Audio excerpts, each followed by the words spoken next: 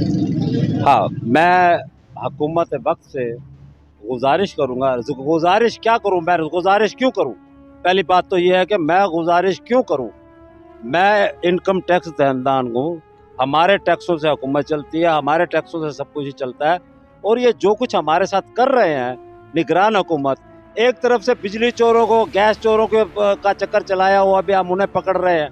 इधर से petrol bomb गिरा रहे हैं। ये क्या कर रहे हैं? किस तरफ लेके जा रहे हैं मुल्क को? निगरान हुकूमत काकड़ साहब कहते हैं जी मैं ये करूँगा, मैं तो 2.5-3 महीने के लिए आया हूँ। भाई तुझे 6 महीने मिलने, 6 महीने में तो तू 500 पे ले जाएगा पेट्रोल।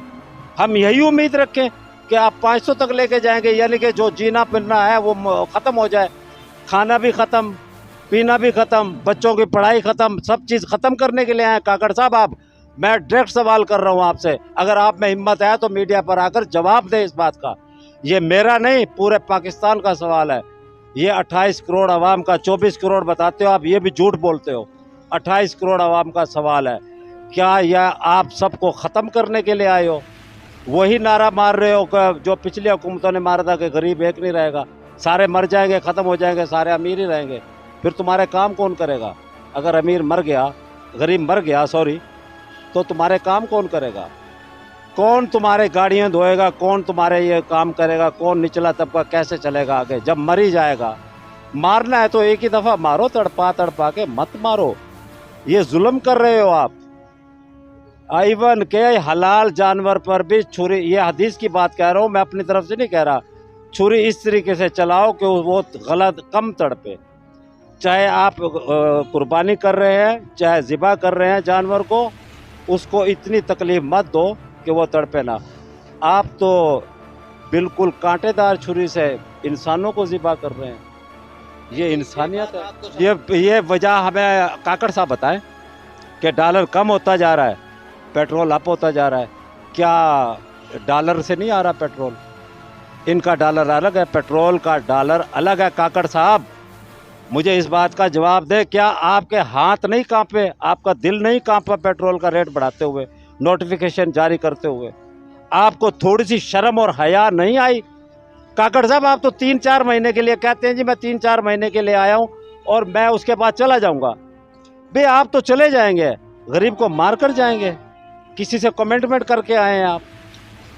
मेरे ख्याल में आप साबका हुकूमत के कारिंदे हैं, मैं यही समझूंगा। जो साबका हुकूमत ने की, नियाज़ी खान की जो हुकूमत थी, आप उसी के कारिंदे हैं। मेरे जो सोर्सेज हैं मैं उसके हिसाब से बात कर रहा हूँ, मैं किसी की सुनाई सुनाई पे बात नहीं करता। ये सवाल पूरे आवाम का बनता है, हर आवाम को सवाल करना चाहिए कि वो रूसी जहाज़ कहाँ गए। एक जहाज़ आया तो उसके बाद दूसरा क्यों नहीं आया? क्या वजह? कौन रोकने वाला है? कौन से ऐनी हाथ हैं जो हमारे पाकिस्तान के सियासत में हर मामलात में मुदाखलत कर रहे हैं? कौन से ऐसे ऐनी हाथ हैं?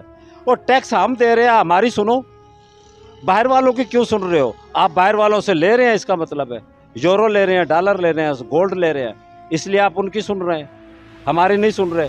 और टैक्स तो हम पे कर रहे हैं, बाहर वाले आके टैक्स तो पे नहीं कर रहे। वो कहाँ गए रूसी जहाज़?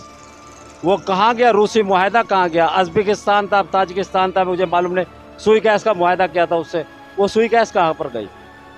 मैं ये मेरी तरफ से नहीं, ये पूरी आवाम की तरफ से सवाल है। काकड़ साहब जवाब दें, अगर आपके अंदर हिम्मत है तो।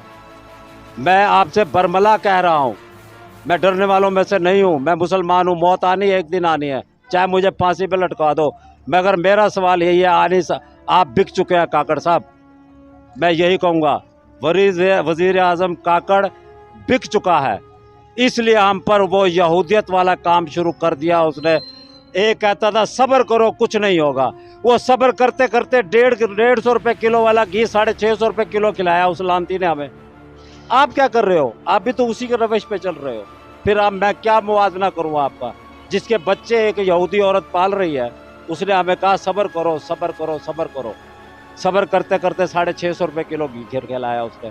80 रुपये किलो, 70 रुपये लीटर वाला पेट्रोल उसने 250 पे पहुँचाया। फिर जाते जाते वो ऐसे बारूदी सरंगे बिछा के गया जिसका खमियाजा हम भुगत रहे हैं। काकड़ साहब आप पर उसी रवश पर चल रहे हैं। मेहरबानी करो, मुसलमान बन जाओ और इंसानियत पर आ जाओ। मरना भी है और अल्लाह को जवाब भी देना है। वो कब्र जो है ना, वो मंजिल बहुत बारी है, उसका वहाँ जवाब दे नहीं पाओगे आप।